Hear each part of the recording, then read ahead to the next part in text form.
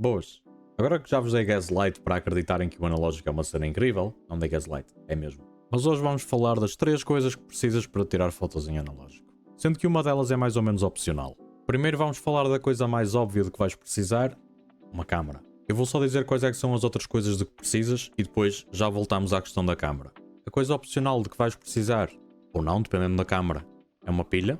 E por último precisas de filme. Mas isto é uma coisa de que vamos falar mais à frente, noutro vídeo. E agora que temos a lista de compras feita, vamos voltar ao ponto fundamental deste vídeo, que são as câmaras. Eu vou fazer uma coisa um bocadinho diferente dos outros youtubers que fizeram vídeos acerca deste assunto. Porque este tipo de vídeo é geralmente dedicado a principiantes. E apesar de não haver nada de errado com isso, eu vou tentar dividir este vídeo em 3 segmentos distintos, de acordo com diferentes skill levels de cada um. E atenção, esta coisa toda dos skill levels não está de todo relacionada com a qualidade do trabalho de alguém, até porque isso é uma coisa extremamente subjetiva, mas sim com o conhecimento que cada pessoa possui. Agora que esclarecemos esta questão, vou falar para o primeiro grupo, os iniciantes absolutos. O pessoal deste grupo está basicamente na mesma situação em que eu estava quando comecei, e se desconheces conceitos como exposição, abertura, velocidade e ISO, fazes parte deste grupo.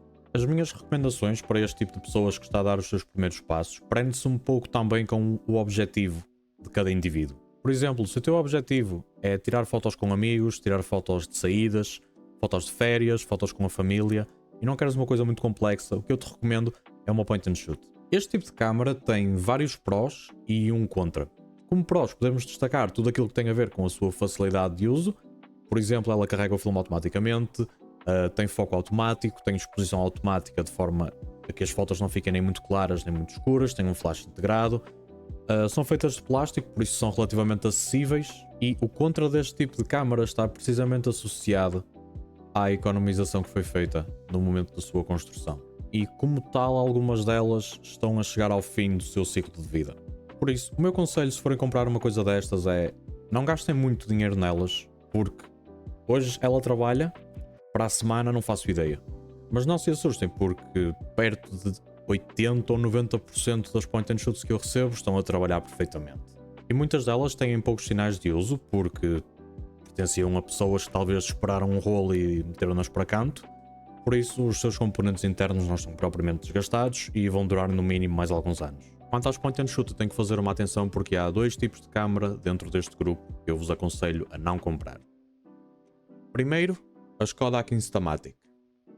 Apesar de parecerem uma opção apelativa devido ao seu formato compacto e preço acessível, elas têm um grande contra, porque os rolos que elas usavam, que eram os rolos de 126, deixaram de ser oficialmente produzidos em 2007.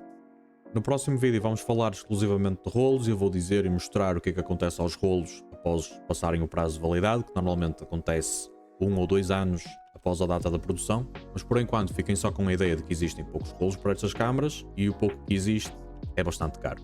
Para terem uma ideia, eu fiz uma pesquisa numa loja nacional e encontrei 3 rolos deste filme 126, todos eles de 12 fotos, e os preços deles andam entre 25 e 35 euros.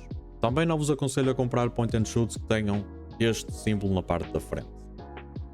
Este é o logótipo de um formato de filme chamado APS, cuja sigla significa Advanced Photo System. Este formato foi lançado em 1996 como uma parceria entre a Kodak e outras grandes produtoras de filme, mas como todos sabemos, a partir do início do século XXI o pessoal começou a deixar o analógico de lado para se focar mais no digital, e como tal, todos os formatos de filme, incluindo o APS, foram perdendo a sua popularidade.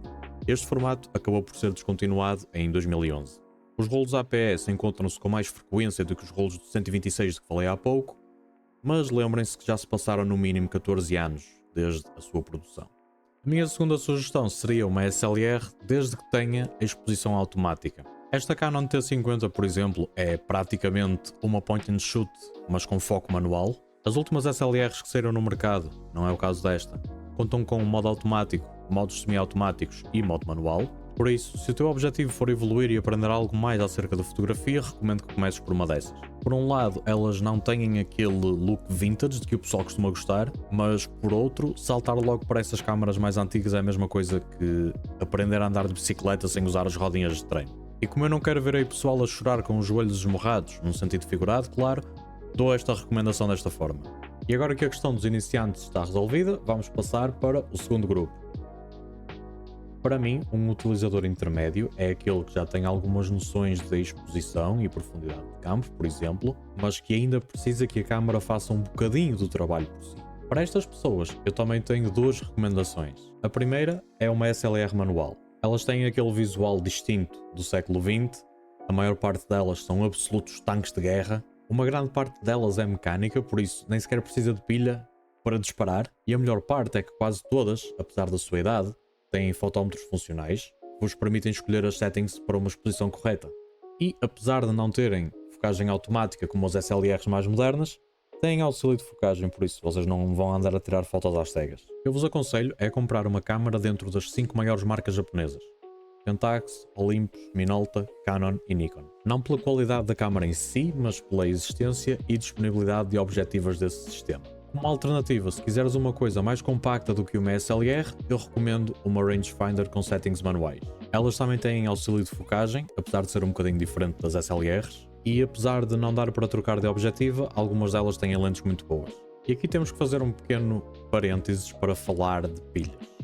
É uma cega comparativamente com aquilo que estivemos a falar até agora, mas hear me out for a second. Algumas das câmaras antigas que usam pilhas de botão, como é o caso desta Olympus 35RC, usavam pilhas de mercúrio. Desde então, a produção de pilhas de mercúrio foi proibida e vocês já não as conseguem encontrar no mercado. Porquê que isto na teoria seria um problema e porquê que na prática não o é, pelo menos de acordo com a minha experiência pessoal? Porque, entretanto, começaram-se a produzir alternativas para as pilhas antigas, mas com uma voltagem diferente. Quão diferente? Bem, as antigas tinham uma voltagem de 1.35 volts, as novas têm 1.5. E isto, teoricamente, faria com que o fotómetro tivesse leituras incorretas. E isto é o que os experts na matéria dizem, mas eu pessoalmente uso pilhas de 1.5 volts, não faço nenhum ajuste nas câmaras e nunca tive nenhum problema com as medições que me foram apresentadas, por isso é o que a minha experiência me diz. Existem umas pilhas chamadas Wine Cell que têm exatamente a mesma voltagem das pilhas antigas. No entanto, tanto quanto eu sei e eu pesquisei bastante por isto, não estão disponíveis em nenhuma loja em Portugal, têm que ser encomendadas no estrangeiro e com portes a brincadeira fica por entre 15 e 20 euros. Por isso, nessa não me apanham, eu vou continuar a usar as minhas pilhas de 1.5 volts. Para os meus amigos intermédios, então, as recomendações são estas. Finalmente chegamos ao grupo do pessoal avançado. Por avançado, entenda-se alguém que consegue fazer a exposição a olho e aplicar o conceito de focagem à zona na perfeição. Porque a partir do momento em que vocês dominam estes dois aspectos, podem usar coisas como esta, por exemplo. E eu sei que isto pode parecer um contrassenso, porque nunca na vida uma câmara destas vai ter resultados tão bons como algumas das que mostrei até agora. Mas esta é a minha opinião pessoal e vocês já vão perceber em que é que ela se assenta. Porque enquanto que recomendar uma câmara a um principiante é relativamente fácil, porque é só dizer compra a câmara mais automática que conseguires encontrar e que esteja dentro do teu budget, para alguém que já está a uns patamares acima, a questão fica mais complicada. Porque enquanto que algumas pessoas querem experimentar o melhor do melhor e comprar coisas topo de gama, outras só querem experimentar o maior número de coisas possíveis. Eu pessoalmente fiz as duas coisas. Como eu gosto de SLRs e já tinha investido em lentes do sistema FD da Canon, comprei uma das melhores SLRs desse sistema, e como para mim o processo é tão ou mais importante que o resultado final, também tenho coisas na minha coleção como esta ou como esta. Por isso, ao primeiro grupo eu aconselho a comprar ou a melhor SLR do seu sistema preferido, no caso da Canon a F1, no caso da Nikon a F até a F6, no caso da Minolta a XK, no caso da Pentax a LX, no caso da Olympus ou M1, 2, 3 ou 4 com as suas diferentes variações, ou então uma rangefinder daquela marca cujo logótipo é tipo uma bolinha vermelha com o nome em cursivo no meio a branco. Mas não prometo que não tenhas de abdicar de um rim para comprar uma coisa dessas. Para o segundo grupo, o conselho é fácil: compra câmaras antigas. Porque acredita que fazer tudo, literalmente tudo, manualmente é uma experiência extremamente gratificante. E por último, se queres experimentar uma coisa realmente nova, por que não experimentar o formato médio com uma TLR, por exemplo? Posso dizer com confiança que o salto para o formato médio foi maior que o salto para câmaras da década de 50, por exemplo.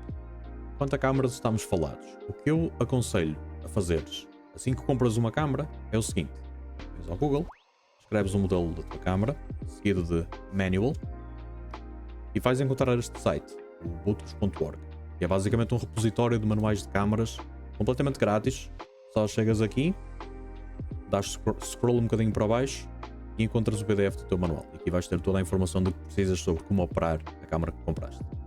Como já disse, no próximo vídeo vamos falar um bocado de rolos. Até lá, fiquem bem.